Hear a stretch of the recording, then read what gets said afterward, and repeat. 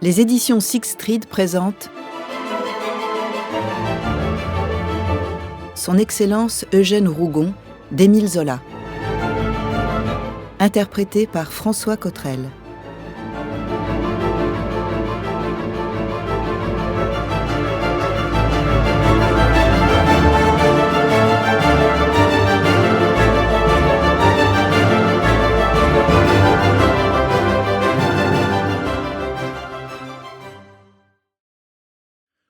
Le président était encore debout, au milieu du léger tumulte que son entrée venait de produire.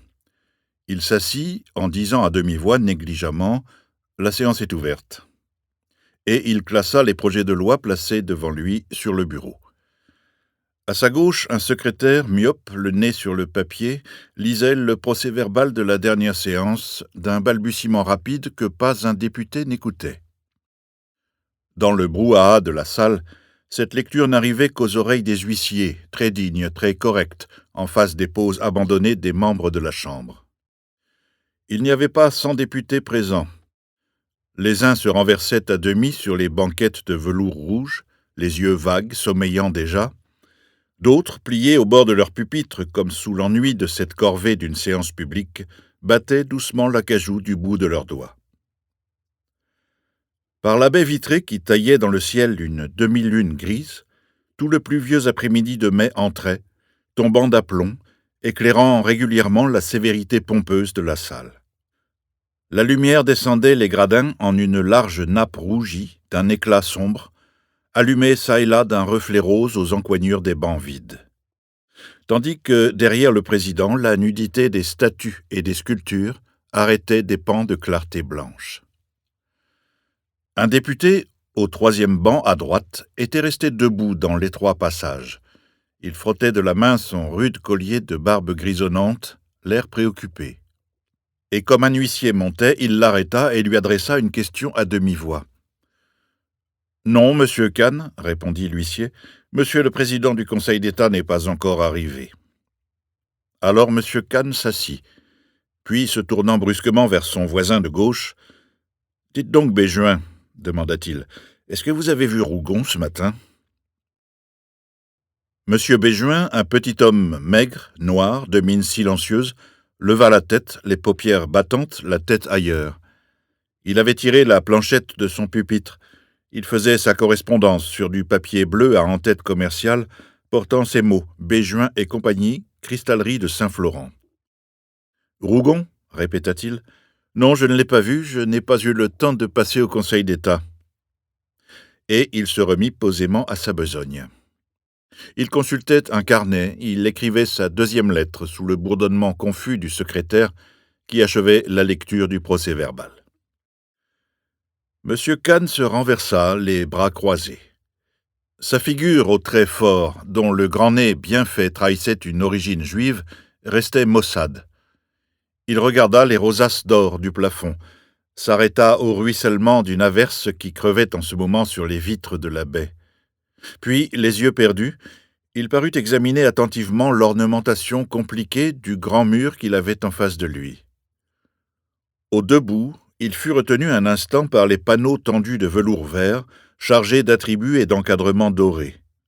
Puis, après avoir mesuré d'un regard les paires de colonnes, entre lesquelles les statues allégoriques de la liberté et de l'ordre public mettaient leurs faces de marbre aux prunelles vides, il finit par s'absorber dans le spectacle du rideau de soie verte qui cachait la fresque représentant Louis-Philippe prêtant serment à la charte. Cependant, le secrétaire s'était assis. Le brouhaha continuait dans la salle.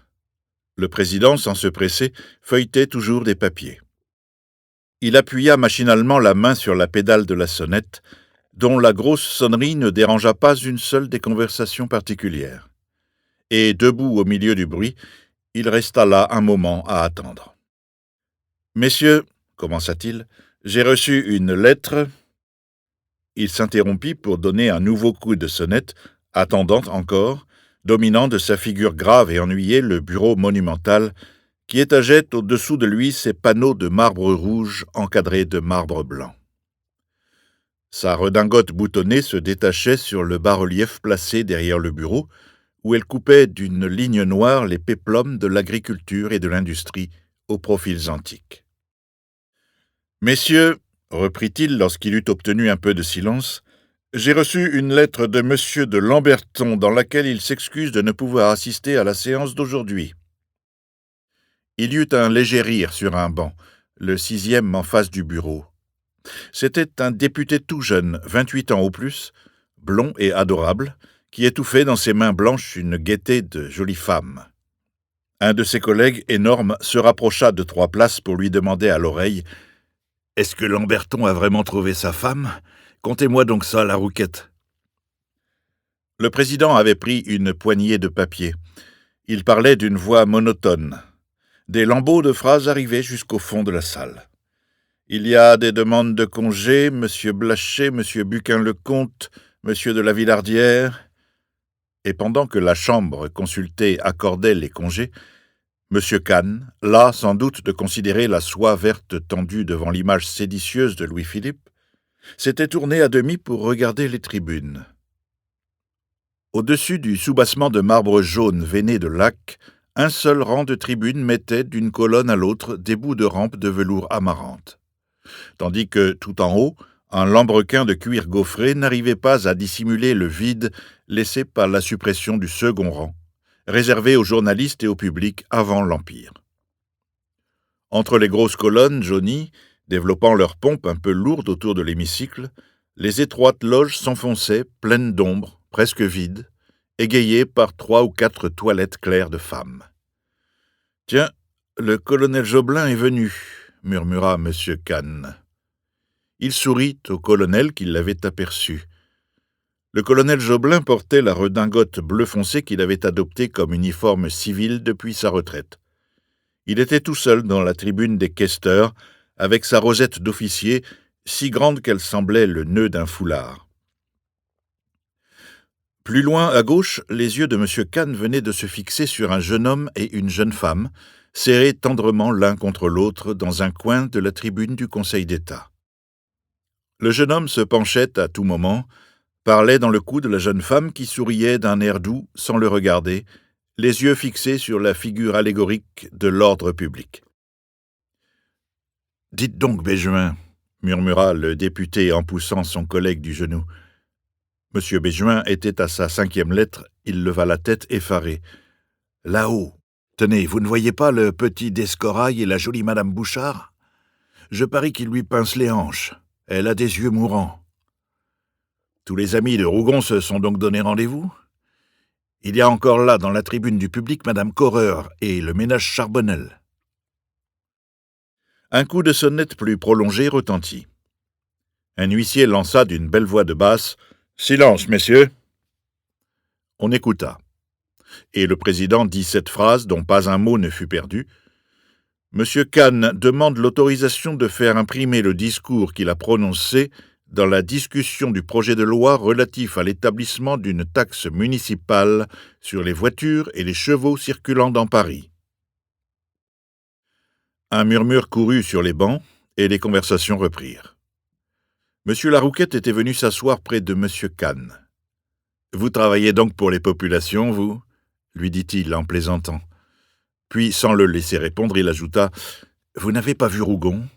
Vous n'avez rien appris ? Tout le monde parle de la chose, il paraît qu'il n'y a encore rien de certain. » Il se tourna, il regarda l'horloge. « Déjà 2h20, c'est moi qui filerais s'il n'y avait pas la lecture de ce diable de rapport. Est-ce vraiment pour aujourd'hui ? » « On nous a tous prévenus, » répondit M. Kahn. « Je n'ai pas entendu dire qu'il y eut contre-ordre. Vous ferez bien de rester.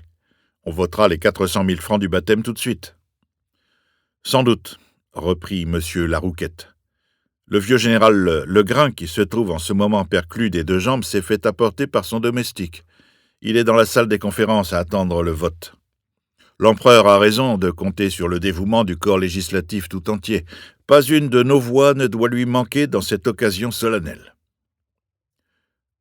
Le jeune député avait fait un grand effort pour se donner la mine sérieuse d'un homme politique.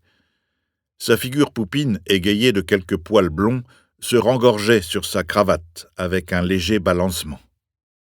Il parut goûter un instant les 2 dernières phrases d'orateur qu'il avait trouvées, Puis, brusquement, il partit d'un éclat de rire. « Mon Dieu, dit-il, que ces Charbonnel ont une bonne tête !» Alors M. Kahn et lui plaisantèrent aux dépens des Charbonnel. La femme avait un châle jaune extravagant. Le mari portait une de ces redingotes de province qui semblent taillées à coups de hache. Et tous deux, larges, rouges, écrasés, appuyaient presque le menton sur le velours de la rampe pour mieux suivre la séance, à laquelle leurs yeux écarquillés ne paraissaient rien comprendre. « Si Rougon saute, murmura M. Larouquette, je ne donne pas 2 sous du procès des Charbonnel. C'est comme Madame Correur. » Il se pencha à l'oreille de M. Kahn et continua très bas. « En somme, vous qui connaissez Rougon, dites-moi au juste ce que c'est que Madame Correur. Elle a tenu un hôtel, n'est-ce pas? Autrefois, elle logeait Rougon. On raconte même qu'elle lui prêtait de l'argent. Et maintenant, quel métier fait-elle » M. Kahn était devenu très grave. Il frottait son collier de barbe d'une main lente. « Madame Correur est une dame fort respectable, » dit-il nettement. Ce mot coupa court à la curiosité de M. Larouquette. Il pinça les lèvres de l'air d'un écolier qui vient de recevoir une leçon.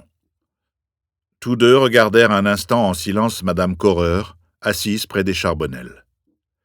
Elle avait une robe de soie mauve, très voyante, avec beaucoup de dentelles et de bijoux. La face trop rose, le front couvert de petits frisons de poupée blonde, elle montrait son cou gras, encore très beau malgré ses 48 ans. Mais, au fond de la salle, il y eut tout d'un coup un bruit de porte, un tapage de jupe qui fit tourner les têtes. Une grande fille d'une admirable beauté, mise très étrangement, avec une robe de satin vert d'eau mal faite, venait d'entrer dans la loge du corps diplomatique, suivie d'une dame âgée vêtue de noir. « Tiens, la belle Chlorinde !» murmura M. Larouquette, qui se leva pour saluer à tout hasard. M. Kahn s'était levé également. Il se pencha vers M. Béjuin, occupé à mettre ses lettres sous enveloppe. « Dites donc, Béjuin, murmura-t-il, la comtesse Balby et sa fille sont là. Je monte leur demander si elles n'ont pas vu Rougon. » Au bureau, le président avait pris une nouvelle poignée de papier. Il donna, sans cesser de lire, un regard à la belle Chlorinde Balby, dont l'arrivée soulevait un chuchotement dans la salle. Et, tout en passant les feuilles une à un secrétaire, il disait sans point ni virgule, d'une façon interminable, « Présentation d'un projet de loi tendant à proroger la perception d'une surtaxe à l'octroi de la ville de Lille. Présentation d'un projet de loi relatif à la réunion en une seule commune des communes de Doulevant-le-Petit et de Ville-en-Blésois, Haute-Marne. » Quand M. Kahn redescendit, il était désolé. « Décidément, personne ne l'a vu, » dit-il à ses collègues Béjuin et Larouquette, qu'il rencontra au bas de l'hémicycle. « On m'a assuré que l'empereur l'avait fait demander hier soir, mais j'ignore ce qu'il est résulté de l'entretien. Rien n'est ennuyeux comme de ne pas savoir à quoi s'en tenir. » M. Larouquette, pendant qu'il tournait le dos, murmura à l'oreille de M. Béjuin « Ce pauvre Kahn a joliment peur que Rougon ne se fâche avec les Tuileries. Il pourrait courir après son chemin de fer. » Alors M. Béjuin, qui parlait peu, lâcha gravement cette phrase « Le jour où Rougon quittera le Conseil d'État, ce sera une perte pour tout le monde. » Et il appela du geste un huissier pour le prier d'aller jeter à la boîte les lettres qu'il venait d'écrire. Les 3 députés restèrent au pied du bureau, à gauche. Ils causèrent prudemment de la disgrâce qui menaçait Rougon. C'était une histoire compliquée. Un parent éloigné de l'impératrice, un sieur Rodriguez, réclamait au gouvernement français une somme de 2 millions depuis 1808. Pendant la guerre d'Espagne, ce Rodriguez, qui était armateur, eut un navire chargé de sucre et de café capturé dans le golfe de Gascogne et mené à Brest par une de nos frégates, la Vigilante. À la suite de l'instruction que fit la commission locale, l'officier d'administration conclut à la validité de la capture sans en référer au Conseil des prises. Cependant, le sieur Rodriguez s'était empressé de se pourvoir au Conseil d'État. Puis, il était mort et son fils, sous tous les gouvernements, avait tenté vainement d'évoquer l'affaire, jusqu'au jour où un mot de son arrière-petite cousine, devenue toute puissante, finit par faire mettre le procès au rôle. Au-dessus de leur tête, les 3 députés entendaient la voix monotone du président qui continuait « Présentation d'un projet de loi autorisant le département du Calvados à ouvrir un emprunt de 300 000 francs. Présentation d'un projet de loi autorisant la ville d'Amiens à ouvrir un emprunt de 200 000 francs pour la création de nouvelles promenades. Présentation d'un projet de loi autorisant le département des Côtes-du-Nord à ouvrir un emprunt de 345 000 francs destiné à couvrir les déficits des 5 dernières années. » La vérité est, dit M. Kahn en baissant encore la voix, que le Rodriguez en question avait eu une invention fort ingénieuse. Il possédait, avec un de ses gendres fixés à New York, des navires jumeaux voyageant à volonté sous le pavillon américain ou sous le pavillon espagnol selon les dangers de la traversée. Rougon m'a affirmé que le navire capturé était bien à lui et qu'il n'y avait aucunement lieu de faire droit à ses réclamations. D'autant plus, ajouta M. Béjuin, que la procédure est inattaquable. L'officier d'administration de Brest avait parfaitement le droit de conclure à la validation, selon la coutume du port, sans en référer au Conseil des prises. Il y eut un silence. M. Larouquette, adossé contre le soubassement de marbre, levait le nez, tâchait de fixer l'attention de la belle Clorinde. « Mais, demanda-t-il naïvement, pourquoi Rougon ne veut-il pas qu'on rende les 2 millions au Rodriguez ? Qu'est-ce que ça lui fait ?» « Il y a là une question de conscience, » dit gravement M. Kahn. M. Larouquette regarda ses 2 collègues l'un après l'autre, mais les voyant solennels, il ne sourit même pas.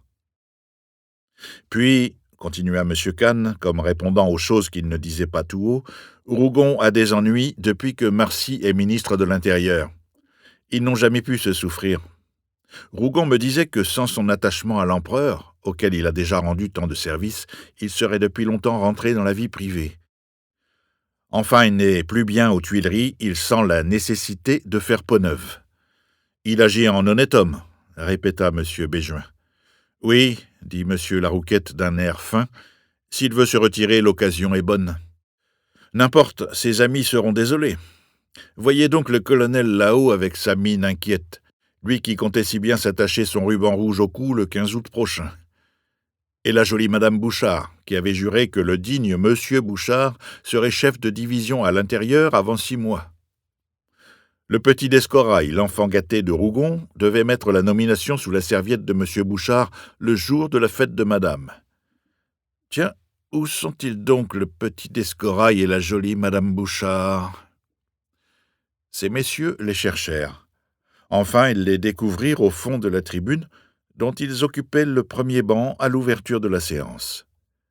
Ils s'étaient réfugiés là, dans l'ombre, derrière un vieux monsieur chauve, et ils restaient bien tranquilles, tous les 2, très rouges. À ce moment, le président achevait sa lecture. Il jeta ces derniers mots d'une voix un peu tombée qui s'embarrassait dans la rudesse barbare de la phrase. Présentation d'un projet de loi ayant pour objet d'autoriser l'élévation du taux d'intérêt d'un emprunt autorisé par la loi du 9 juin 1853 et une imposition extraordinaire par le département de la Manche. M. Kahn venait de courir à la rencontre d'un député qui entrait dans la salle.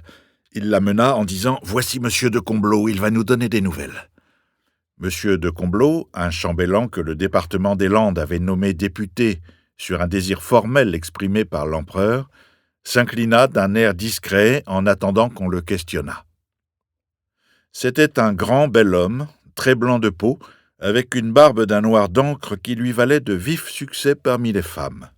« Eh bien, interrogea M. Kahn, qu'est-ce qu'on dit au château? Qu'est-ce que l'empereur a décidé ?» « Mon Dieu, répondit M. de Comblot en grasseyant, on dit bien des choses. L'empereur a la plus grande amitié pour M. le président du Conseil d'État. Il est certain que l'entrevue a été très amicale. Oui, elle a été très amicale. » Et il s'arrêta, après avoir pesé le mot pour savoir s'il ne s'était pas trop avancé. « Alors la démission est retirée ?» reprit M. Kahn, dont les yeux brillèrent. « Je n'ai pas dit cela, » reprit le chambellan très inquiet. « Je ne sais rien. Vous comprenez, ma situation est particulière. » Il n'acheva pas, il se contenta de sourire et se hâta de monter à son banc. M. Kahn haussa les épaules et, s'adressant à M. Larouquette, « Mais j'y songe, vous devriez être au courant, vous. Madame de Lorentz, votre sœur, ne vous raconte donc rien ?»« Oh, ma sœur est plus muette encore que M. de Comblaud, » dit le jeune député en riant. « Depuis qu'elle est dame du palais, elle a une gravité de ministre. Pourtant, hier, elle m'assurait que la démission serait acceptée. » À ce propos, une bonne histoire. On a envoyé, paraît-il, une dame pour fléchir Rougon. Vous ne savez pas ce qu'il a fait, Rougon ? Il a mis la dame à la porte. Notez qu'elle était délicieuse. « Rougon est chaste, » déclara solennellement M. Béjuin. M. Larouquette fut pris d'un fou rire. Il protestait. Il aurait cité des faits s'il avait voulu. « Ainsi, murmura-t-il, Madame Correur ? » « Jamais, dit M. Kahn, vous ne connaissez pas cette histoire. »« Eh bien, la belle Chlorinde, alors. Allons donc, Rougon est trop fort pour s'oublier avec cette grande diablesse de fille. » Et ces messieurs se rapprochèrent, s'enfonçant dans une conversation risquée, à mots très crus. Ils dirent les anecdotes qui circulaient sur ces deux Italiennes, la mère et la fille, moitié aventurières et moitié grandes dames, qu'on rencontrait partout, au milieu de toutes les cohues, chez les ministres, dans les avant-scènes des petits théâtres, sur les plages à la mode, au fond des auberges perdues. La mère, assurait-on, sortait d'un lit royal. La fille, avec une ignorance de nos conventions françaises, qui faisait d'elle une grande diablesse originale et fort mal élevée, crevait des chevaux à la course, montrait ses bas sales et ses bottines éculées sur les trottoirs les jours de pluie, cherchait un mari avec des sourires hardis de femme faite. M. Larouquette raconta que, chez le chevalier Rusconi, le légat d'Italie, elle était arrivée un soir de bal en Diane chasseresse, si nue qu'elle avait failli être demandée en mariage le lendemain par le vieux monsieur de Nougared, un sénateur très friand. Et pendant cette histoire, les trois députés jetaient des regards sur la belle Chlorinde, qui, malgré le règlement, regardait les membres de la Chambre les uns après les autres, à l'aide d'une grosse jumelle de théâtre. « Non, non, » répéta M. Kahn, « jamais Rougon ne serait assez fou. Il l'a dit très intelligente et il la nomme en riant Mademoiselle Machiavel. Elle l'amuse, voilà tout. N'importe, conclut M. Béjuin, Rougon a tort de ne pas se marier. Ça assoit un homme. » Alors tous trois tombèrent d'accord sur la femme qu'il faudrait à Rougon. Une femme d'un certain âge, 35 ans au moins, riche, et qui tint sa maison sur un pied de haute honnêteté. Cependant, le brouhaha grandissait. Ils s'oubliaient à ce point dans leurs anecdotes scabreuses qu'ils ne s'apercevaient plus de ce qui se passait autour d'eux. Au loin, au fond des couloirs, on entendait la voix perdue des huissiers qui criaient « En séance, messieurs, en séance !» Et des députés arrivaient de tous les côtés par les portes d'acajou massifs ouvertes à deux battants, montrant les étoiles d'or de leurs panneaux. La salle, jusque-là à moitié vide, s'emplissait peu à peu. Des petits groupes, causant d'un air d'ennui d'un banc à l'autre, les dormeurs, étouffant leurs bâillements, étaient noyés dans le flot montant au milieu d'une distribution considérable de poignées de main. En s'asseyant à leur place, à droite comme à gauche, les membres se souriaient. Ils avaient un air de famille, des visages également pénétrés du pouvoir qu'ils venaient remplir là. Un gros homme, sur le dernier banc à gauche, qui s'était assoupi trop profondément, fut réveillé par son voisin. Et quand celui-ci lui eut dit quelques mots à l'oreille, il se hâta de se frotter les yeux. Il prit une pause convenable. La séance, après s'être traînée dans des questions d'affaires fort ennuyeuses pour ces messieurs, allait prendre un intérêt capital. Poussés par la foule, M. Kahn et ses deux collègues montèrent jusqu'à leur banc sans en avoir conscience. Ils continuaient à causer, en étouffant des rires. M. Larouquette racontait une nouvelle histoire sur la belle Chlorinde. Elle avait eu un jour l'étonnante fantaisie de faire tendre sa chambre de draperies noires semées de larmes d'argent et de recevoir là ses intimes, couchés sur son lit, ensevelis dans des couvertures également noires qui ne laissaient passer que le bout de son nez. M. Kahn s'asseyait lorsqu'il revint brusquement à lui. Ce Larouquette est idiot avec ses commérages, murmura-t-il. Voilà que j'ai manqué Rougon maintenant. Et se tournant vers son voisin d'un air furieux, dites donc, Béjuin, vous auriez bien pu m'avertir. Rougon, qui venait d'être introduit avec le cérémonial d'usage, était déjà assis entre deux conseillers d'État au banc des commissaires du gouvernement, une sorte de caisse d'acajou énorme installée au bas du bureau, à la place même de la tribune supprimée. Il crevait de ses larges épaules son uniforme de drap vert chargé d'or au collet et aux manches. La face tournée vers la salle, avec sa grosse chevelure grisonnante plantée sur son front carré, il éteignait ses yeux sous d'épaisses paupières toujours à demi baissées. Et son grand nez, ses lèvres taillées en pleine chair, ses joues longues, où ses 46 ans ne mettaient pas une ride, avaient une vulgarité rude que transfigurait par éclairs la beauté de la force. Il resta adossé tranquillement, le menton dans le collet de son habit, sans paraître voir personne, l'air indifférent et un peu las. « Il a son air de tous les jours », murmura M. Béjuin. Sur les bancs, les députés se penchaient pour voir la mine qu'il faisait. Un chuchotement de remarques discrètes courait d'oreille à oreille, mais l'entrée de Rougon produisait surtout une vive impression dans les tribunes. Les Charbonnel, pour montrer qu'ils étaient là, allongeaient leurs paires de faces ravies au risque de tomber. Madame Correur avait eu une légère toux, sortant un mouchoir qu'elle agita légèrement sous le prétexte de le porter à ses lèvres. Le colonel Joblin s'était redressé, et la jolie Madame Bouchard, redescendue vivement au premier banc, soufflait un peu en refaisant le nœud de son chapeau, pendant que M. d'Escorail, derrière elle, restait muet, très contrarié. Quant à la belle Chlorinde, elle ne se gêna point. Voyant que Rougon ne levait pas les yeux, elle tapa à petits coups très distincts sa jumelle sur le marbre de la colonne contre laquelle elle s'appuyait. Et comme il ne la regardait toujours pas, elle dit à sa mère, d'une voix si claire que toute la salle l'entendit, « Il boude donc, le gros sournois !» Des députés se tournèrent avec des sourires. Rougon se décida à donner un regard à la belle Chlorinde. Alors, pendant qu'il lui adressait un imperceptible signe de tête, elle, toute triomphante, battit des mains, se renversa en riant, en parlant haut à sa mère, sans se soucier le moins du monde de tous ces hommes en bas qui la dévisageaient. Rougon, lentement, avant de laisser retomber ses paupières, avait fait le tour des tribunes, où son large regard enveloppa à la fois Madame Bouchard, le colonel Joblin, Madame Correur et les Charbonnel. Son visage demeura muet. Il remit son manteau dans le collet de son habit, les yeux à demi refermés, en étouffant un léger bâillement.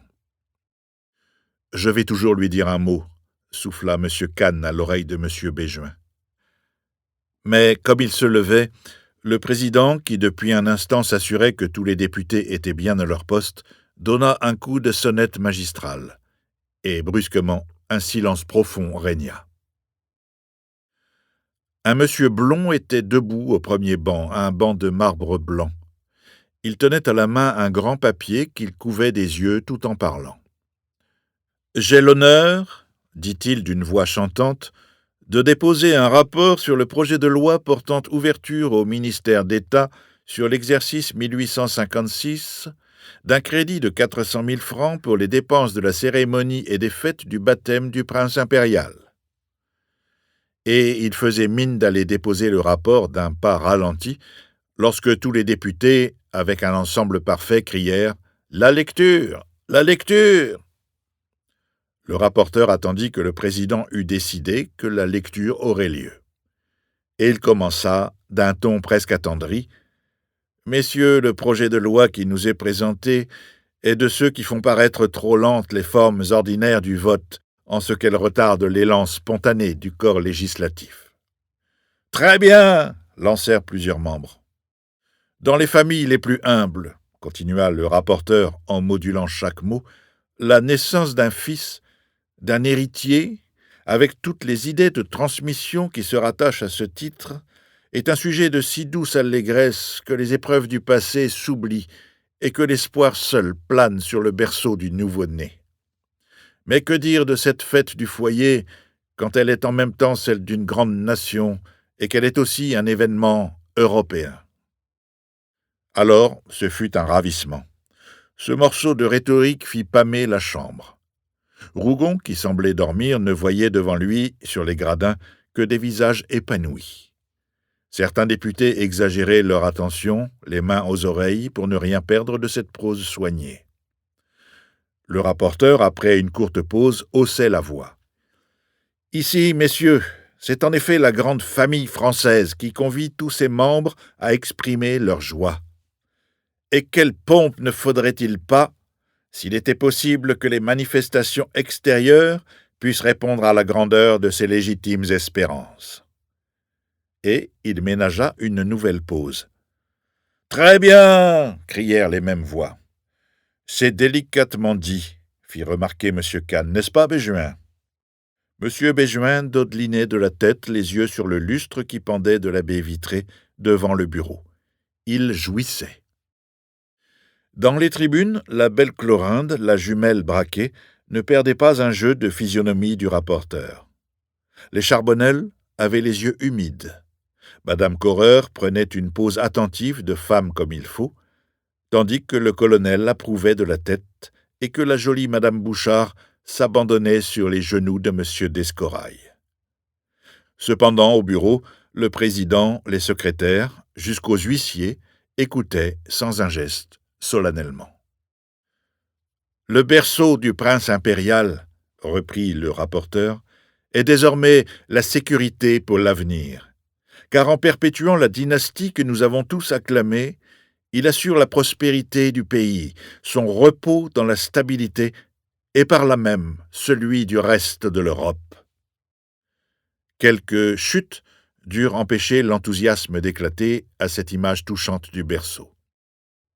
À une autre époque, un rejeton de ce sang illustre semblait aussi promis à de grandes destinées, mais les temps n'ont aucune similitude.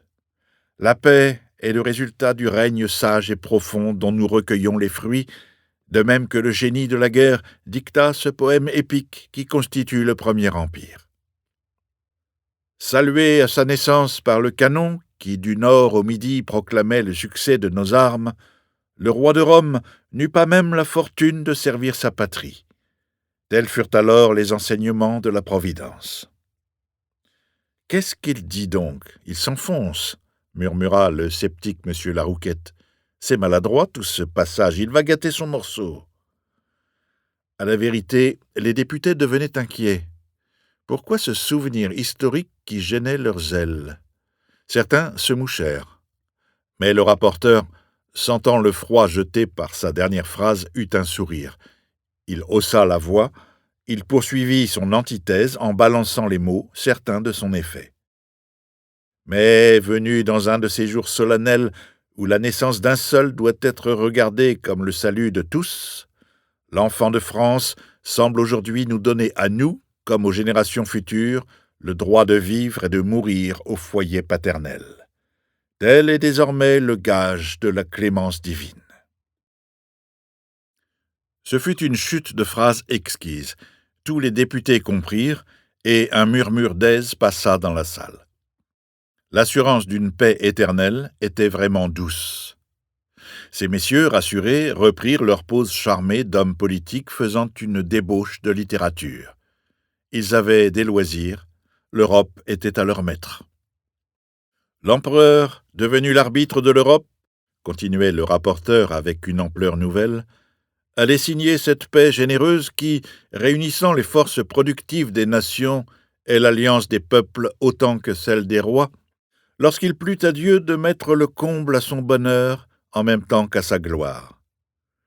N'est-il pas permis de penser que, dès cet instant, il entrevit de nombreuses années prospères en regardant ce berceau où repose, encore si petit, le continuateur de sa grande politique? Très jolie encore cette image, et cela était certainement permis. Des députés l'affirmaient en hochant doucement la tête. Mais le rapport commençait à paraître un peu long. Beaucoup de membres redevenaient graves. Plusieurs même regardaient les tribunes du coin de l'œil, en gens pratiques qui éprouvaient quelque ennui à se montrer ainsi dans le déshabillé de leur politique. D'autres s'oubliaient, la face terreuse, songeant à leurs affaires, battant de nouveau du bout des doigts l'acajou de leur pupitre. Et vaguement, dans leur mémoire, passaient d'anciennes séances, d'anciens dévouements qui acclamaient des pouvoirs au berceau. M. Larouquette se tournait fréquemment pour voir l'heure. Quand l'aiguille marqua 3h moins un quart, il eut un geste désespéré. Il manquait un rendez-vous. Côte à côte, M. Kahn et M. Béjuin restaient immobiles, les bras croisés, les paupières clignotantes, passant des grands panneaux de velours vert aux bas-reliefs de marbre blanc que la redingote du président tachait de noir. Et dans la tribune diplomatique, la belle Chlorinde, la jumelle toujours braquée, s'était remise à examiner longuement Rougon, qui gardait à son banc une attitude superbe de taureau assoupi. Le rapporteur pourtant ne se pressait pas, lisait pour lui avec un mouvement rythmé et béat des épaules.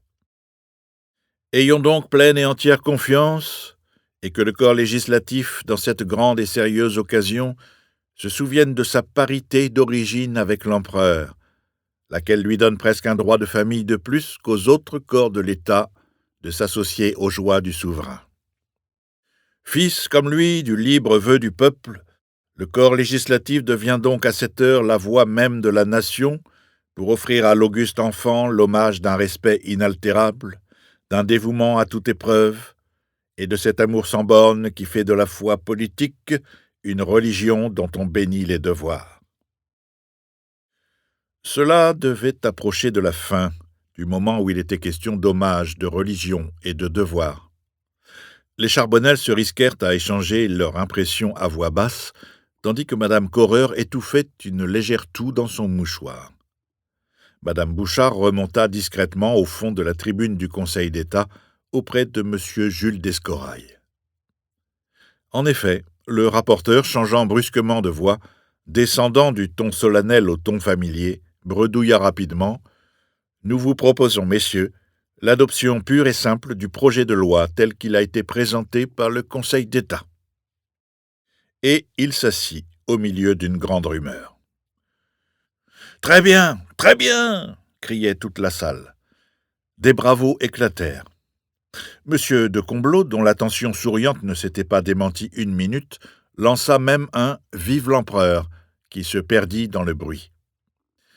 Et l'on fit presque une ovation au colonel Jobelin, debout au bord de la tribune où il était seul, s'oubliant à applaudir de ses mains sèches malgré le règlement. Toute l'extase des premières phrases reparaissait avec un débordement nouveau de congratulations. C'était la fin de la corvée. D'un banc à l'autre, on échangeait des mots aimables, pendant qu'un flot d'amis se précipitait vers le rapporteur pour lui serrer énergiquement les deux mains. Puis, dans le brouhaha, un mot domina bientôt. « La délibération ! La délibération !» Le président, debout au bureau, semblait attendre ce cri. Il donna un coup de sonnette, et dans la salle subitement respectueuse, il dit « Messieurs, un grand nombre de membres demandent qu'on passe immédiatement à la délibération. » « Oui, oui !» appuya d'une seule clameur la chambre entière. Et il n'y eut pas de délibération. On vota tout de suite. Les 2 articles du projet de loi successivement mis aux voix furent adoptés par assis et levé. À peine le président achevait-il la lecture de l'article que du haut en bas des gradins, tous les députés se levaient d'un bloc avec un grand remuement de pieds, comme soulevés par un élan d'enthousiasme. Puis les urnes circulèrent, des huissiers passèrent entre les bancs, recueillant les votes dans les boîtes de zinc. Le crédit de 400 000 francs était accordé à l'unanimité de 239 voix. « Voilà de la bonne besogne, » dit naïvement M. Béjuin, qui se mit à rire ensuite, croyant avoir lâché un mot spirituel. « Il est 3 heures passées, moi je file, » murmura M. Larouquette en passant devant M. Kahn. La salle se vidait. Des députés doucement gagnaient les portes, semblaient disparaître dans les murs. L'ordre du jour appelait des lois d'intérêt local. Bientôt, il n'y eut plus sur les bancs que les membres de bonne volonté, ceux qui n'avaient sans doute ce jour-là aucune affaire au dehors. Ils continuèrent leur somme interrompue, ils reprirent leur causerie au point où ils l'avaient laissée, et la séance s'acheva, ainsi qu'elle avait commencé, au milieu d'une tranquille indifférence. Même le brouhaha tombait peu à peu, comme si le corps législatif se fût complètement endormi dans un coin de Paris muet. « Dites donc, Béjuin, demanda M. Kahn, tâchez à la sortie de faire causer de Lestan. Il est venu avec Rougon, il doit savoir quelque chose. »« Tiens, vous avez raison, c'est de Lestan, » murmura M. Béjuin en regardant le Conseil d'État assis à la gauche de Rougon. « Je ne les reconnais jamais avec ces diables d'uniforme. »« Moi, je ne m'en vais pas. Pour pincer notre grand homme, » ajouta M. Kahn. « Il faut que nous sachions. » Le président mettait aux voix un défilé interminable de projets de loi que l'on votait par assis et levé. Les députés, machinalement, se levaient, se rasseyaient, sans cesser de causer, sans même cesser de dormir. L'ennui devenait tel que les quelques curieux des tribunes s'en allèrent. Seuls les amis de Rougon restaient, ils espéraient encore qu'il parlerait. Tout d'un coup, un député, avec des favoris corrects d'avoués de province, se leva. Cela arrêta net le fonctionnement monotone de la machine à voter. Une vive surprise fit tourner les têtes. « Messieurs, » dit le député debout à son banc, « je demande à m'expliquer sur les motifs qui m'ont forcé à me séparer, bien malgré moi, de la majorité de la commission. » La voix était si aigre, si drôle, que la belle Chlorinde étouffa un rire dans ses mains. Mais en bas, parmi ces messieurs, l'étonnement grandissait. Qu'était-ce donc? Pourquoi parlait-il? Alors, en interrogeant, on finit par savoir que le président venait de mettre en discussion un projet de loi autorisant le département des Pyrénées-Orientales à emprunter 250 000 francs pour la construction d'un palais de justice à Perpignan. L'orateur, un conseiller général du département, parlait contre le projet de loi. Cela parut intéressant, on écouta. Cependant, le député aux favoris corrects procédait avec une prudence extrême. Il avait des phrases pleines de réticence, le long desquelles il envoyait des coups de chapeau à toutes les autorités imaginables. Mais les charges du département étaient lourdes, et il fit un tableau complet de la situation financière des Pyrénées-Orientales. Puis, la nécessité d'un nouveau palais de justice ne lui semblait pas bien démontrée. Il parla ainsi près d'un quart d'heure. Quand il s'assit, il était très ému. Rougon, qui avait haussé les paupières, les laissa retomber lentement. Alors ce fut le tour du rapporteur, un petit vieux très vif, qui parla d'une voix nette en homme sûr de son terrain. D'abord il eut un mot de politesse pour son honorable collègue, avec lequel il avait le regret de n'être pas d'accord.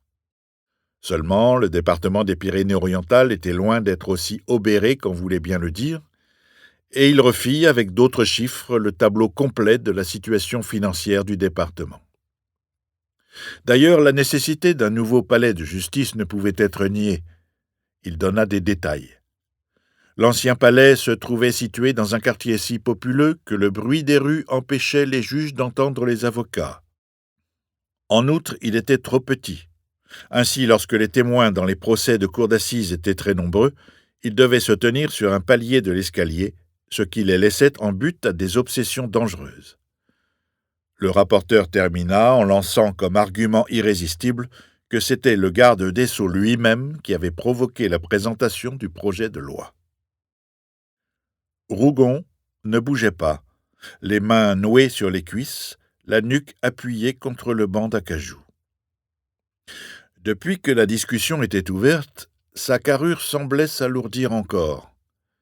Et lentement, comme le premier orateur faisait mine de vouloir répliquer, il souleva son grand corps, sans se mettre debout tout à fait, disant d'une voix pâteuse cette seule phrase : « Monsieur le rapporteur a oublié d'ajouter que le ministre de l'Intérieur et le ministre des Finances ont approuvé le projet de loi. » Il se laissa retomber. Il s'abandonna de nouveau dans son attitude de taureau assoupi. Parmi les députés, il y avait eu un petit frémissement. L'orateur se rassit en saluant du buste, et la loi fut votée. Les quelques membres qui suivaient curieusement le débat prirent des mines indifférentes. Rougon avait parlé.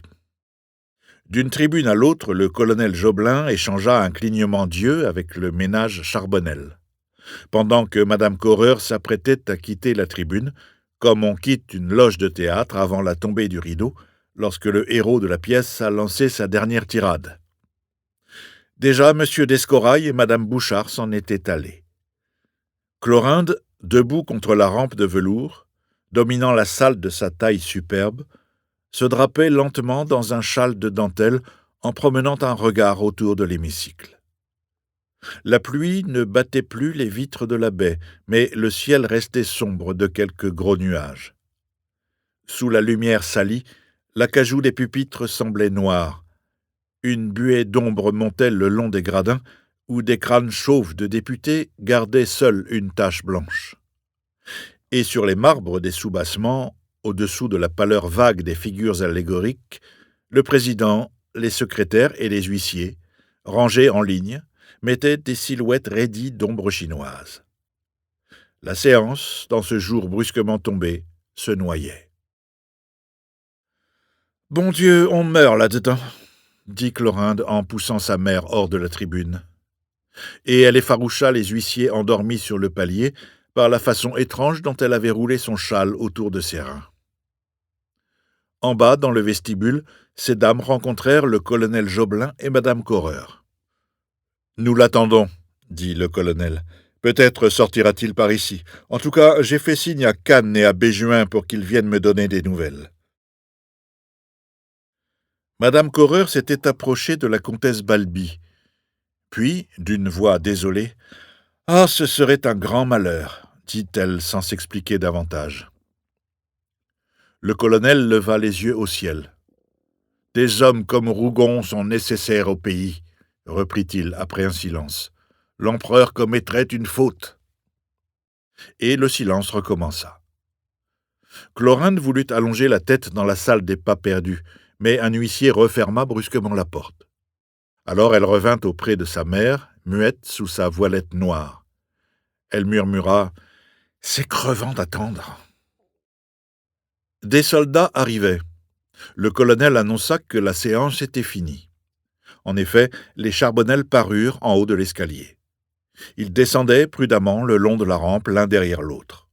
Quand M. Charbonnel aperçut le colonel, il lui cria « Il n'en a pas dit long, mais il leur a joliment cloué le bec. » « Les occasions lui manquent, » répondit le colonel à l'oreille du bonhomme, lorsque celui-ci fut près de lui. « Autrement, vous l'entendriez.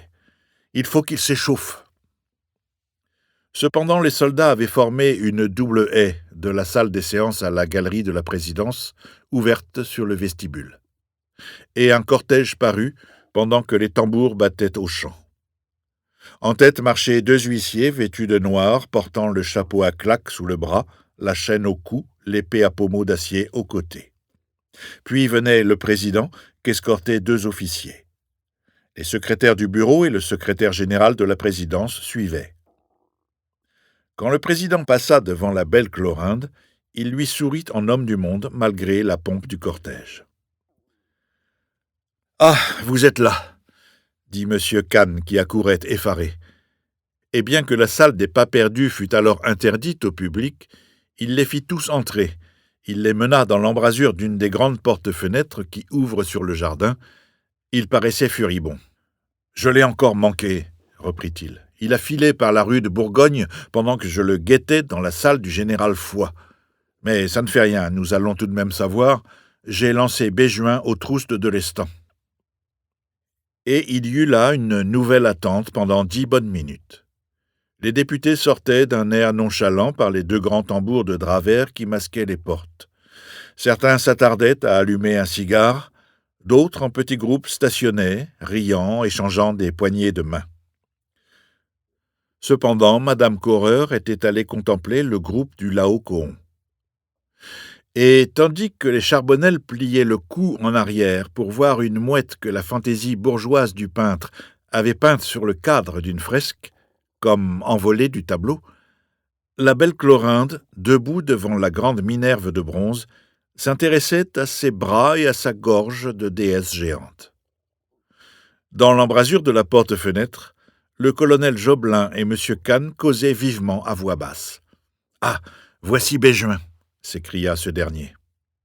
Tous se rapprochèrent, la face tendue. M. Béjuin respirait fortement. « Eh bien ?» lui demanda-t-on. « Eh bien, la démission est acceptée. Rougon se retire. » Ce fut un coup de massue. Un gros silence régna. Chlorinde, qui nouait nerveusement un coin de son châle pour occuper ses doigts irrités, vit alors au fond du jardin la jolie Madame Bouchard, qui marchait doucement au bras de M. d'Escorail, la tête un peu penchée sur son épaule. Ils étaient descendus avant les autres. Ils avaient profité d'une porte ouverte. Et dans ces allées réservées aux méditations graves, sous la dentelle des feuilles nouvelles, ils promenaient leur tendresse. Chlorinde les appela de la main. « Le grand homme se retire, » dit-elle à la jeune femme qui souriait. Madame Bouchard lâcha brusquement le bras de son cavalier, toute pâle et sérieuse, pendant que M. Kahn, au milieu du groupe consterné des amis de Rougon, protestait en levant désespérément les bras au ciel, sans trouver un mot.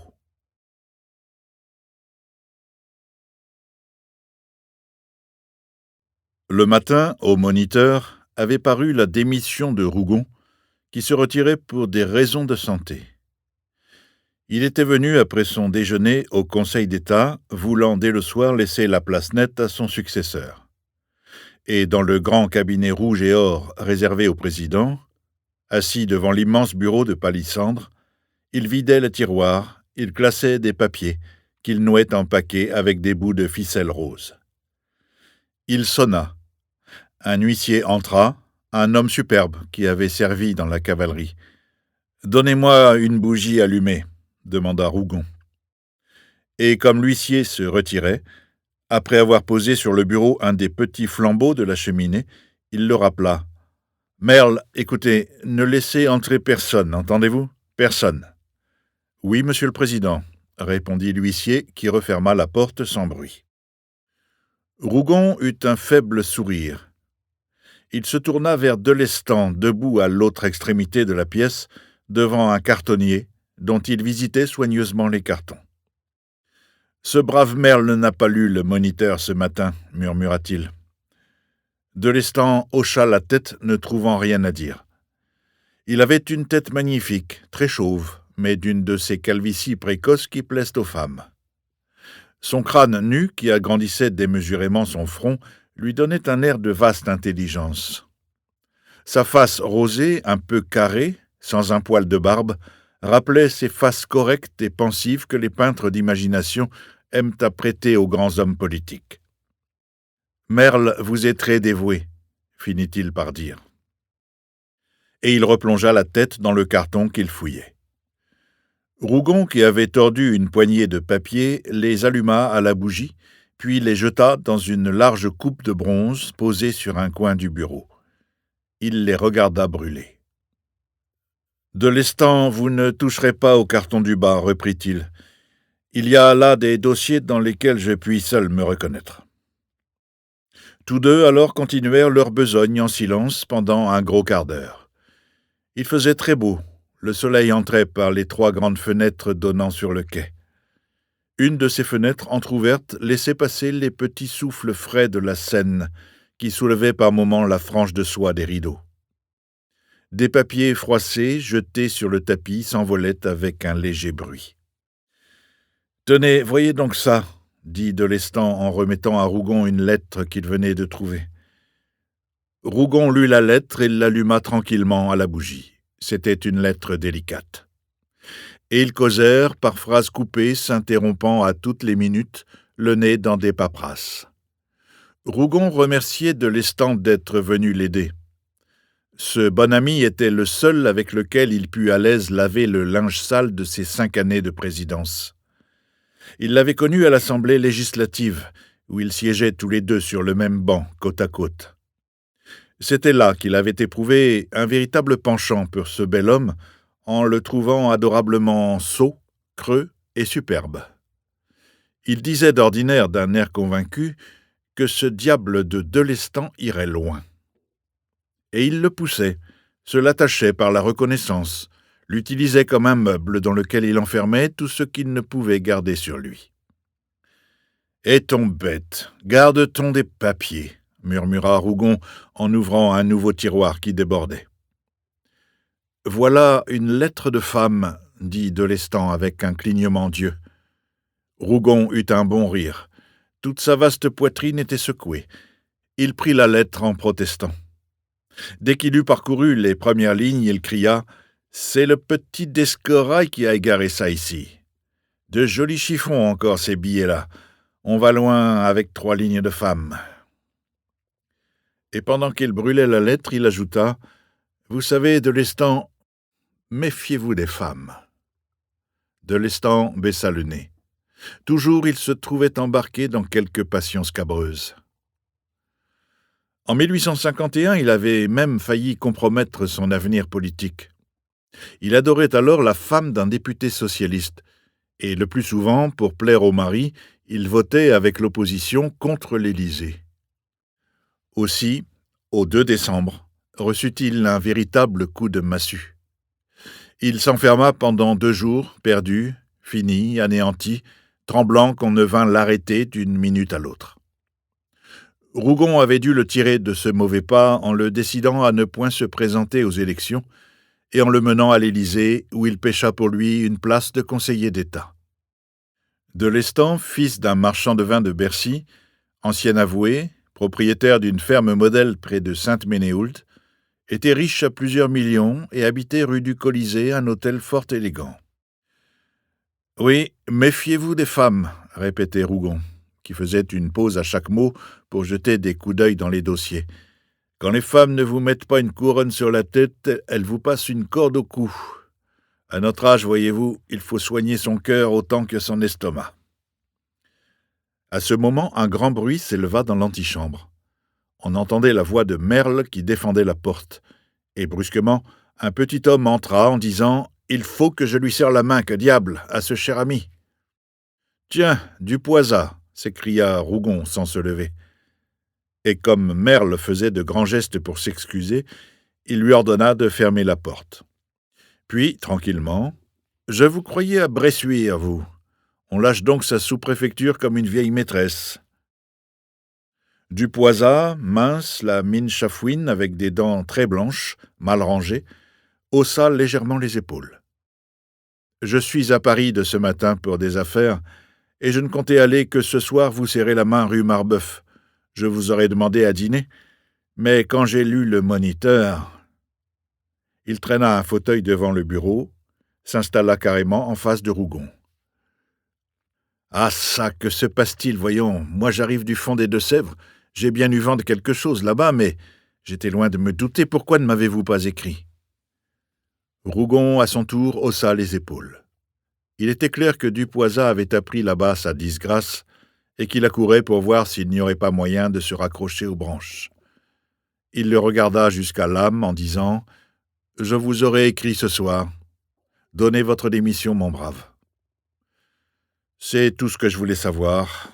On donnera sa démission, » répondit simplement du Poisat.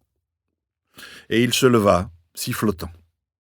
Comme il se promenait à petits pas, il aperçut Delestan à genoux sur le tapis au milieu d'une débâcle de carton.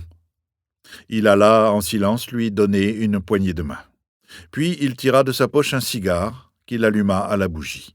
« On peut fumer puisqu'on déménage, » dit-il en s'installant de nouveau dans le fauteuil. « C'est gai de déménager. » Rougon s'absorbait dans une liasse de papier qu'il lisait avec une attention profonde. Il les triait soigneusement, brûlant les uns, conservant les autres. Du Poisat, la tête renversée, soufflant du coin des lèvres de légers filets de fumée, le regardait faire. Ils s'étaient connus quelques mois avant la Révolution de février. Ils logeaient alors tous les deux chez Madame Mélanie Correur, hôtel Vanneau, rue Vanneau. Du Poisat se trouvait là en compatriote. Il était né, ainsi que Madame Correur, à Coulonges, une petite ville de l'arrondissement de Niort. Son père, un huissier, l'avait envoyé faire son droit à Paris, où il lui servait une pension de 100 francs par mois, bien qu'il eût gagné des sommes fort rondes en prêtant à la petite semaine. La fortune du bonhomme restait même si inexplicable dans le pays qu'on l'accusait d'avoir trouvé un trésor au fond d'une vieille armoire dont il avait opéré la saisie. Dès les premiers temps de la propagande bonapartiste, Rougon utilisa ce garçon maigre qui mangeait rageusement ses 100 francs par mois avec des sourires inquiétants. Et ils trempèrent ensemble dans les besognes les plus délicates. Plus tard, lorsque Rougon voulut entrer à l'Assemblée législative, ce fut Dupoisat qui alla emporter son élection de haute lutte dans les Deux-Sèvres. Puis, après le coup d'État, Rougon, à son tour, travailla pour Dupoisat en le faisant nommer sous-préfet à Bressuire. Le jeune homme, âgé à peine de 30 ans, avait voulu triompher dans son pays, à quelques lieues de son père, dont l'avarice le torturait depuis sa sortie du collège. « Et le papa Dupoisat, comment va-t-il » demanda Rougon, sans lever les yeux. « Trop bien, » répondit l'autre carrément. « Il a chassé sa dernière domestique parce qu'elle mangeait 3 livres de pain. Maintenant, il a 2 fusils chargés derrière sa porte, et quand je vais le voir, il faut que je parlemente par-dessus le mur de la cour. » Tout en causant, Dupoisat s'était penché, et il fouillait du bout des doigts dans la coupe de bronze où traînaient des fragments de papier à demi consumés. Rougon, s'étant aperçu de ce jeu, leva vivement la tête. Il avait toujours eu une légère peur de son ancien lieutenant, dont les dents blanches mal rangées ressemblaient à celles d'un jeune loup. Sa grande préoccupation autrefois, lorsqu'ils travaillaient ensemble, était de ne pas lui laisser entre les mains la moindre pièce compromettante. Aussi, en voyant qu'il cherchait à lire les mots restés intacts, jeta-t-il dans la coupe une poignée de lettres enflammées. Dupoisat comprit parfaitement, mais il eut un sourire, il plaisanta. « C'est le grand nettoyage, » murmura-t-il, et prenant une paire de longs ciseaux, il s'en servit comme d'une paire de pincettes. Il rallumait à la bougie les lettres qui s'éteignaient. Il faisait brûler en l'air les boules de papier trop serrées. Il remuait les débris embrasés comme s'il avait agité l'alcool flambant d'un bol de punch. Dans la coupe, des étincelles vives couraient, tandis qu'une fumée bleuâtre montait, roulait doucement jusqu'à la fenêtre ouverte. La bougie s'effarait par instants, puis brûlait avec une flamme toute droite, très haute. « Votre bougie a l'air d'un cierge, » dit encore Dupoisat en ricanant. « Hein ? Quel enterrement, mon pauvre ami, comme on a des morts à coucher dans la cendre. » Rougon allait répondre lorsqu'un nouveau bruit vint de l'antichambre. Merle, une seconde fois, défendait la porte, et comme les voix grandissaient, « De Lestan, ayez donc l'obligeance de voir ce qui se passe, » dit Rougon. « Si je me montre, nous allons être envahis. » De Lestan ouvrit prudemment la porte, qu'il referma derrière lui, mais il passa presque aussitôt la tête en murmurant « C'est Kahn qui est là. »« Eh bien qu'il entre, » dit Rougon, « mais lui seulement, entendez-vous ?» Et il appela Merle pour lui renouveler ses ordres. « Je vous demande pardon, mon cher ami, » reprit-il en se tournant vers M. Kahn, quand l'huissier fut sorti, « mais je suis ici occupé. Asseyez-vous à côté de Dupoisat et ne bougez plus, autrement je vous flanque à la porte tous les deux. » Le député ne parut pas ému le moins du monde de cet accueil brutal. Il était fait au caractère de Rougon. Il prit un fauteuil, s'assit à côté de Dupoisat, qui allumait un second cigare, puis, après avoir soufflé, « Il fait déjà chaud. Je viens de la rue Marbeuf, je croyais vous trouver encore chez vous. » Rougon ne répondit rien. Il y eut un silence. Il froissait des papiers, les jetait dans une corbeille qu'il avait attirée près de lui. « J'ai à causer avec vous, » reprit M. Kahn. « Causez, causez, » dit Rougon, « je vous écoute. » Mais le député sembla tout d'un coup s'apercevoir du désordre qui régnait dans la pièce. « Que faites-vous donc » demanda-t-il avec une surprise parfaitement jouée. « Vous changez de cabinet » La voix était si juste que Delestan eut la complaisance de se déranger pour mettre un moniteur sous les yeux de M. Kahn. « Oh mon Dieu !» cria ce dernier dès qu'il eut jeté un regard sur le journal. « Je croyais la chose arrangée d'hier soir. C'est un vrai coup de foudre, mon cher ami. » Il s'était levé, il serrait les mains de Rougon. Celui-ci se taisait en le regardant. Sur sa grosse face, 2 grands plis moqueurs coupaient les coins des lèvres.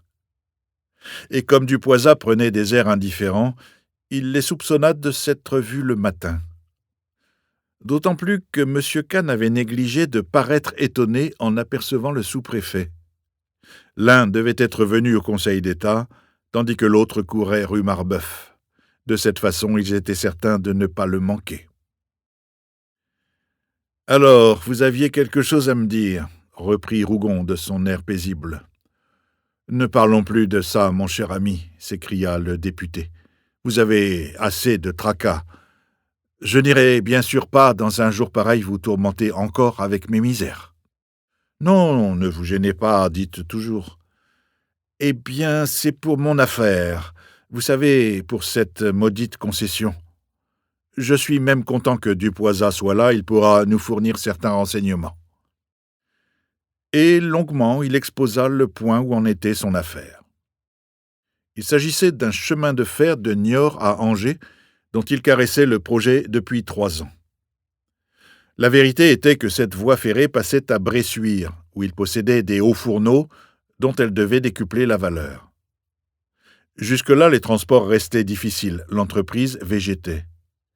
Puis, il y avait dans la mise en action du projet tout un espoir de pêche en eau trouble des plus productives. Aussi, M. Kahn déployait-il une activité prodigieuse pour obtenir la concession. Rougon l'appuyait énergiquement, et la concession allait être accordée lorsque M. de Marcy, ministre de l'Intérieur, fâché de n'être pas dans l'affaire où il flairait des tripotages superbes, très désireux d'autre part d'être désagréable à Rougon, avait employé toute sa haute influence à combattre le projet. Il venait même, avec l'audace qui le rendait si redoutable, de faire offrir la concession par le ministre des Travaux publics au directeur de la Compagnie de l'Ouest. Et il répandait le bruit que la compagnie seule pouvait mener à bien un embranchement dont les travaux demandaient des garanties sérieuses. M. Kahn allait être dépouillé, la chute de Rougon consommait sa ruine. « J'ai appris hier, dit-il, qu'un ingénieur de la compagnie était chargé d'étudier un nouveau tracé. Avez-vous eu vent de la chose, Dupoisat ? » ?»« Parfaitement, » répondit le sous-préfet. « Les études sont même commencées. On cherche à éviter le coude que vous faisiez pour venir passer à Bressuire. La ligne filerait droit par Parthenay et par Thouars. » Le député eut un geste de découragement. « C'est de la persécution, » murmura-t-il. « Qu'est-ce que ça leur ferait de passer devant mon usine ?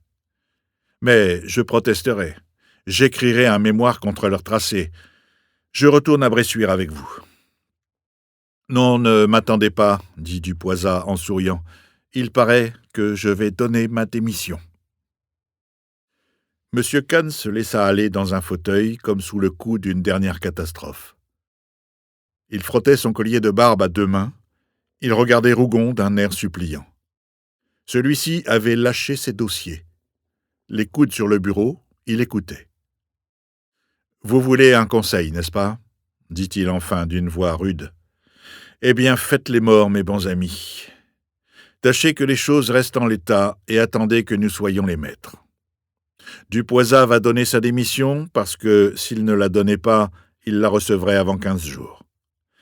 Quant à vous, Kahn, écrivez à l'empereur, empêchez par tous les moyens que la concession ne soit accordée à la Compagnie de l'Ouest. Vous ne l'obtiendrez certes pas, mais tant qu'elle ne sera à personne, elle pourra être à vous plus tard. » Et comme les 2 hommes hochaient la tête, « C'est tout ce que je puis pour vous, » reprit-il plus brutalement. « Je suis par terre, laissez-moi le temps de me relever. Est-ce que j'ai la mine triste ? Non, n'est-ce pas ? Eh bien, faites-moi le plaisir de ne plus avoir l'air de suivre mon convoi. Moi, je suis ravi de rentrer dans la vie privée. Enfin, je vais donc pouvoir me reposer un peu. » Il respira fortement, croisant les bras, berçant son grand corps. Et M. Kahn ne parla plus de son affaire. Il affecta l'air dégagé de Dupoisat, tenant à montrer une liberté d'esprit complète. Delestan avait attaqué un autre cartonnier. Il faisait, derrière les fauteuils, un si petit bruit qu'on eût dit, par instant, le bruit discret d'une bande de souris lâchée au milieu des dossiers.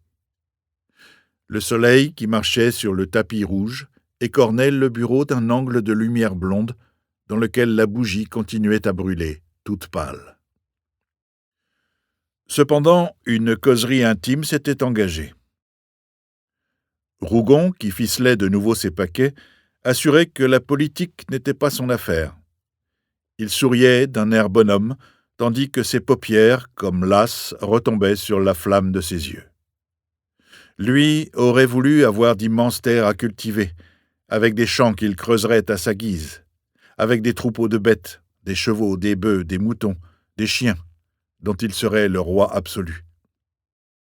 Et il racontait qu'autrefois, à Plassans, lorsqu'il n'était encore qu'un petit avocat de province, sa grande joie consistait à partir en blouse, à chasser pendant des journées dans les gorges de la Seille où il abattait des aigles.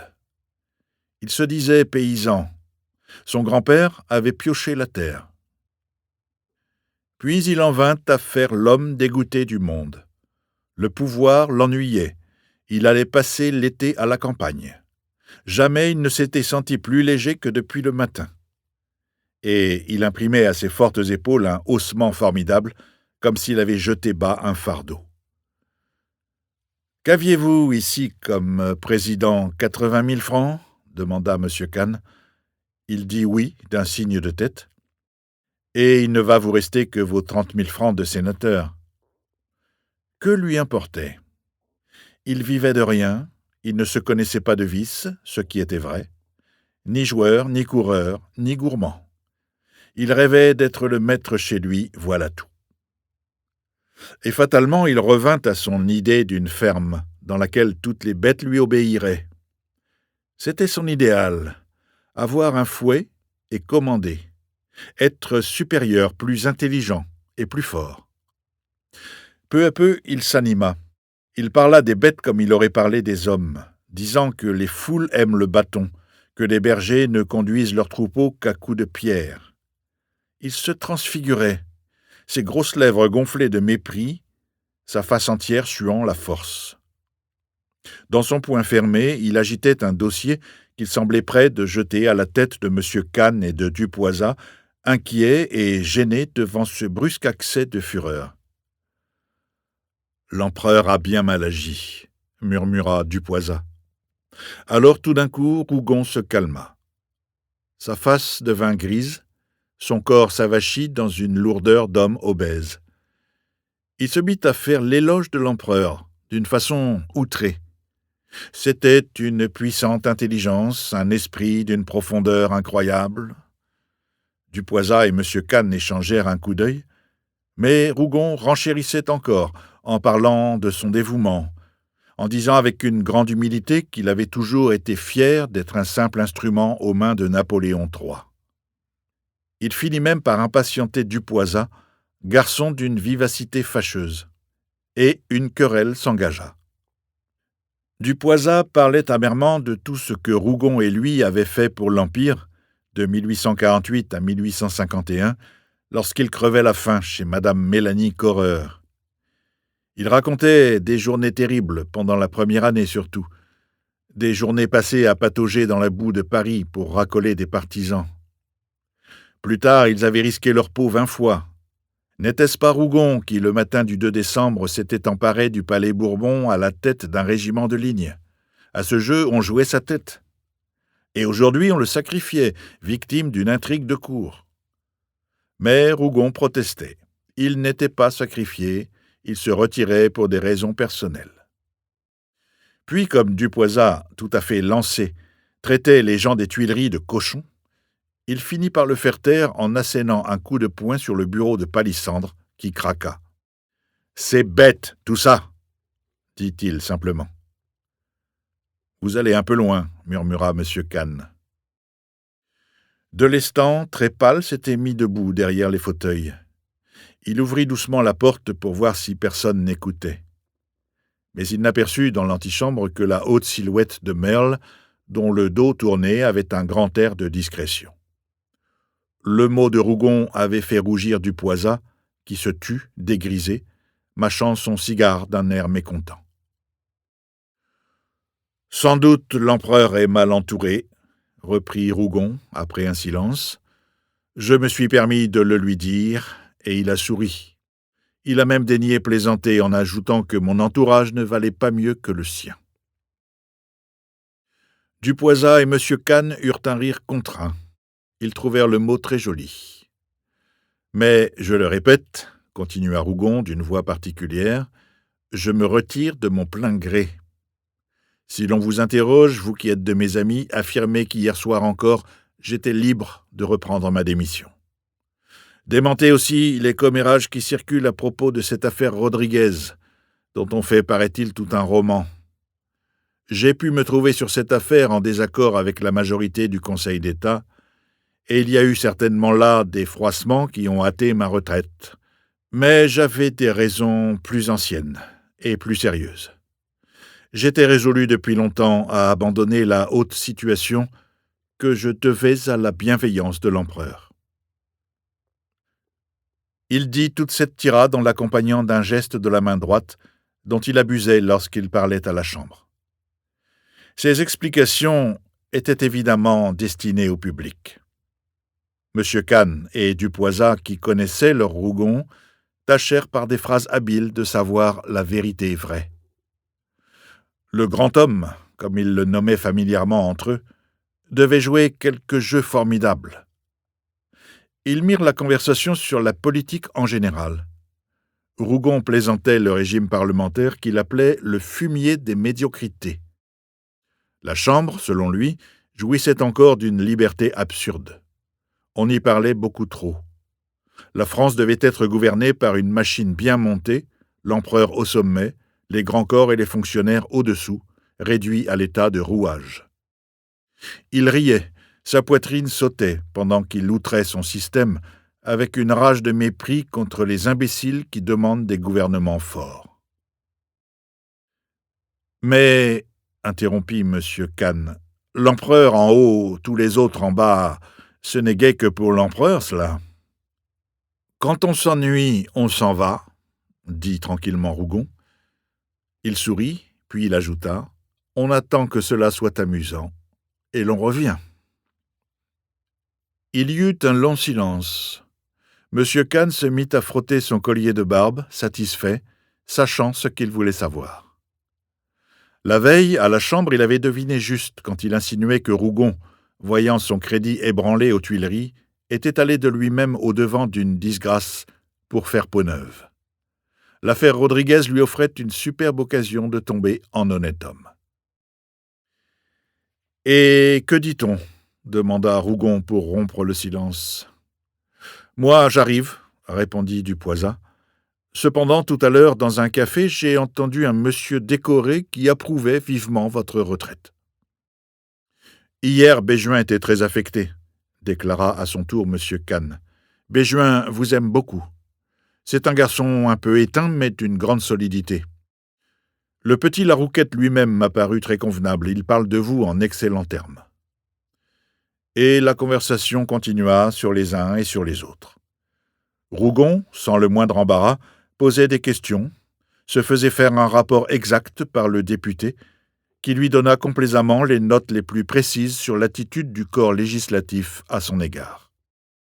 « Cet après-midi, » interrompit Dupoisat, qui souffrait de n'avoir aucun renseignement à fournir, « je me promènerai dans Paris, et demain matin, au saut du lit, j'en aurai long à vous conter. »« À propos, » s'écria M. Kahn en riant, « j'oubliais de vous parler de complot.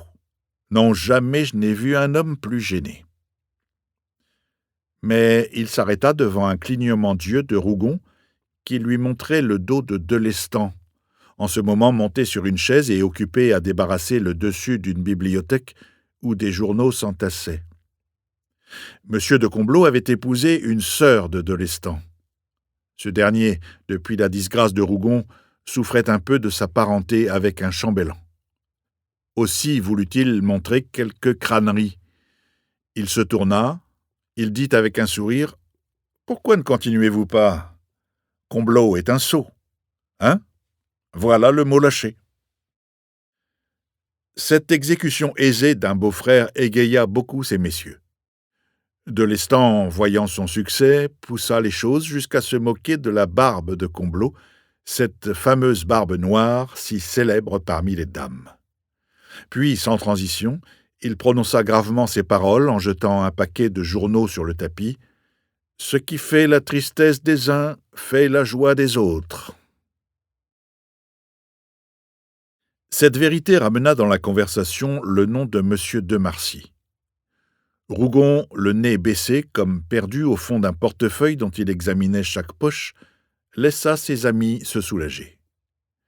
Il parlait de Marcy avec un emportement d'homme politique se ruant sur un adversaire. Les mots grossiers, les accusations abominables, les histoires vraies exagérées jusqu'au mensonge pleuvaient dru. Dupoisat, qui avait connu Marcy autrefois, avant l'Empire, affirmait qu'il était alors entretenu par sa maîtresse, une baronne dont il avait mangé les diamants en 3 mois. M. Kahn prétendait que pas une affaire véreuse ne traînait sur la place de Paris sans qu'on trouvât dedans la main de Marcy. Et ils s'échauffaient l'un l'autre, ils se renvoyaient des faits de plus en plus forts. Dans une entreprise de mine, Marcy avait touché un pot de vin de 1500 000 francs. Il venait d'offrir le mois dernier un hôtel à la petite Florence des Bouffes, une bagatelle de 600 000 francs, sa part d'un trafic sur les actions des chemins de fer du Maroc. Il n'y avait pas 8 jours, enfin, la grande affaire des canaux égyptiens, lancée par des créatures à lui, s'était écroulée avec un immense scandale, les actionnaires ayant su que pas un coup de pioche n'avait été donné depuis 2 ans qu'ils opéraient des versements. Puis ils se jetèrent sur sa personne elle-même, s'efforçant de rapetisser sa haute mine d'aventurier élégant, parlant de maladies anciennes qui lui joueraient plus tard un mauvais tour, allant jusqu'à attaquer la galerie de tableaux qu'il réunissait alors. « C'est un bandit tombé dans la peau d'un vaudevilliste », finit par dire Dupoisat. Rougon releva lentement la tête. Il regarda les 2 hommes de ses gros yeux. « Vous voilà bien avancés, dit-il.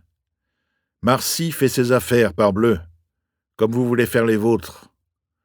Nous ne nous entendons guère. Si je puis même lui casser les reins quelques jours, je les lui casserai volontiers. Mais tout ce que vous racontez là n'empêche pas que Marcy soit d'une jolie force. Si la fantaisie l'en prenait, il ne ferait qu'une bouchée de vous deux, je vous en préviens. » Et il quitta son fauteuil, las d'être assis, étirant ses membres. Puis il ajouta dans un gros bâillement « D'autant plus, mes bons amis, que maintenant je ne pourrai plus me mettre en travers. » « Oh, si vous vouliez, » murmura Dupoisat avec un sourire mince, « vous mèneriez Marcy fort loin. Vous avez bien ici quelques papiers qu'il achèterait cher. Tenez là-bas le dossier Lardénois, cette aventure dans laquelle il a joué un singulier rôle. Je reconnais une lettre de lui, très curieuse, que je vous ai apportée moi-même dans le temps. » Rougon était allé jeter dans la cheminée les papiers dont il avait peu à peu empli la corbeille. La coupe de bronze ne suffisait plus. « On s'assomme, on ne s'égratigne pas, » dit-il en haussant dédaigneusement les épaules. « Tout le monde a de ces lettres bêtes qui traînent chez les autres. » Et il prit la lettre, l'enflamma à la bougie, s'en servit comme d'une allumette pour mettre le feu au tas de papier dans la cheminée. Il resta là un instant, accroupi, énorme, à surveiller les feuilles embrasées qui roulaient jusque sur le tapis. Certains gros papiers administratifs noircissaient, se tordaient comme des lames de plomb. Des billets, des chiffons salis de vilaines écritures brûlaient avec des petites langues bleues, tandis que dans le brasier ardent, au milieu d'un pullulement d'étincelles, des fragments consumés restaient intacts, lisibles encore. À ce moment, la porte s'ouvrit toute grande. Une voix disait en riant « Bien, bien, je vous excuserai, Merle, je suis de la maison. Si vous m'empêchiez d'entrer par ici, je ferais le tour par la salle des séances, parbleu. » C'était M. d'Escorail que Rougon, depuis 6 mois, avait fait nommer auditeur au Conseil d'État. Il amenait à son bras la jolie Madame Bouchard, toute fraîche dans une toilette claire de printemps. « Allons bon, des femmes maintenant », murmura Rougon. Il ne quitta pas la cheminée tout de suite. Il demeura par terre, tenant la pelle sous laquelle il étouffait la flamme de peur d'incendie. Et il levait sa large face, l'air maussade. M. d'Escorail ne se déconcerta pas. Lui et la jeune femme, dès le seuil, avaient cessé de se sourire pour prendre une figure de circonstance. « Cher maître, dit-il, je vous amène une de vos amies qui tenait absolument à vous apporter ses regrets. Nous avons lu le Moniteur ce matin. » « Vous avez lu le Moniteur, vous autres, » gronda Rougon, qui se décida enfin à se mettre debout. Mais il aperçut une personne qu'il n'avait pas encore vue. Il murmura, après avoir cligné les yeux, « Ah, monsieur Bouchard !»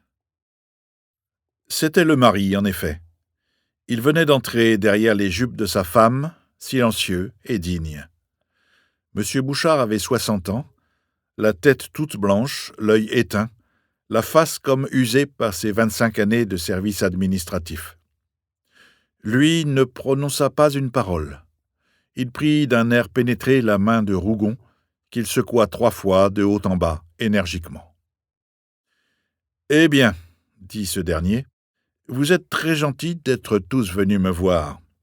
Seulement vous allez diablement me gêner. Enfin, mettez-vous de ce côté-là. Dupoisat, donnez votre fauteuil à madame. » Il se tournait lorsqu'il se trouva en face du colonel Joblin. « Vous aussi, colonel !» cria-t-il. La porte était restée ouverte. Merle n'avait pu s'opposer à l'entrée du colonel, qui montait l'escalier derrière les talons des Bouchards. Il tenait son fils par la main, un grand galopin de 15 ans, alors élève de 3e au lycée Louis-le-Grand. « J'ai voulu vous amener Auguste, dit-il. C'est dans le malheur que se révèlent les vrais amis. Auguste, donne une poignée de main. » Mais Rougon s'élançait vers l'antichambre en criant « Fermez donc la porte, Merle, à quoi pensez-vous? Tout Paris va rentrer. » L'huissier montra sa face calme en disant « C'est qu'ils vous ont vu, monsieur le président. » Et il dut s'effacer pour laisser passer les Charbonnel. Ils arrivaient sur une même ligne sans se donner le bras, soufflant, désolés, ahuris. Ils parlèrent en même temps. « Nous venons de voir le Moniteur. Oh, quelle nouvelle! Comme votre pauvre mère va être désolée. Et nous, dans quelle triste position cela nous met ?» Ceux-là, plus naïfs que les autres, allaient tout de suite exposer leurs petites affaires. Rougon les fit taire. Il poussa un verrou caché sous la serrure de la porte, en murmurant qu'on pouvait l'enfoncer maintenant. Puis, voyant que pas un de ses amis ne semblait décidé à quitter la place, il se résigna. Il tâcha d'achever sa besogne au milieu des 9 personnes qui emplissaient le cabinet. Le déménagement des papiers avait fini par bouleverser la pièce. Sur le tapis, une débandade de dossiers traînait, si bien que le colonel et M. Bouchard, qui voulurent gagner l'embrasure d'une fenêtre, durent prendre les plus grandes précautions pour ne pas écraser en chemin quelque affaire importante. Tous les sièges étaient encombrés de paquets ficelés. Madame Bouchard seule avait pu s'asseoir sur un fauteuil resté libre, et elle souriait aux galanteries de Dupoisat et de M. Kahn, pendant que M. d'Escorail, ne trouvant plus de tabouret, lui glissait sous les pieds une épaisse chemise bleue bourrée de lettres. Les tiroirs du bureau, culbutés dans un coin, permirent aux Charbonnel de s'accroupir un instant pour reprendre haleine. Tandis que le jeune Auguste, ravi de tomber dans ce remue-ménage, furetait, disparaissait derrière la montagne de carton, au milieu de laquelle de l'estance semblait se retrancher. Ce dernier faisait beaucoup de poussière en jetant de haut les journaux de la bibliothèque. Madame Bouchard eut une légère toux. « Vous avez tort de rester dans cette saleté, » dit Rougon, occupé à vider les cartons qu'il avait prié Dolestan de ne point toucher. Mais la jeune femme, toute rose d'avoir toussé, lui assura qu'elle était très bien, que son chapeau ne craignait pas la poussière. Et la bande se lança dans les condoléances. L'empereur vraiment ne se souciait guère des intérêts du pays, pour se laisser circonvenir par des personnages si peu dignes de sa confiance. La France faisait une perte. D'ailleurs, c'était toujours ainsi, une grande intelligence devait liguer contre elle toutes les médiocrités. « Les gouvernements sont ingrats », déclara M. Kahn. « Tant pis pour eux, dit le colonel, ils se frappent en frappant leurs serviteurs. » Mais M. Kahn voulut avoir le dernier mot. Il se tourna vers Rougon. Nous espérons que vous avez apprécié cet aperçu. Pour continuer à écouter ce livre audio sur Google Play Livres, utilisez le lien dans la description de la vidéo.